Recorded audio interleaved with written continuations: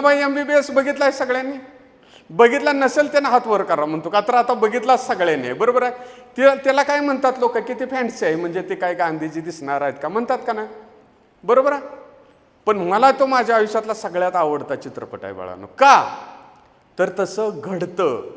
एखादं ज्ञान आपण परिपूर्ण घेतलं, साहित्यातलं ज्ञान वाचन घेतलं, तर प्रत्येक समस्येला ते साहित्य आपल्याला त्यातून मार्ग सुचवतं.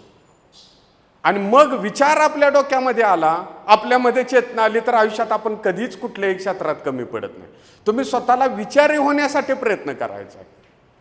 आपण फक्त थॉट घेऊन चालणार नाही. आपण स्टेटस वाचून काय होत नाही. आता ही भिंतीवर सुभाषितं लिहिलेली असतात का नाही बाळांनो, ती फक्त भिंती सजवतात.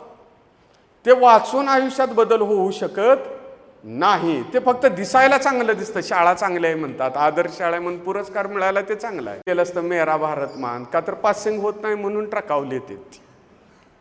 पासिंगला कंपल्सरी आहे म्हणून.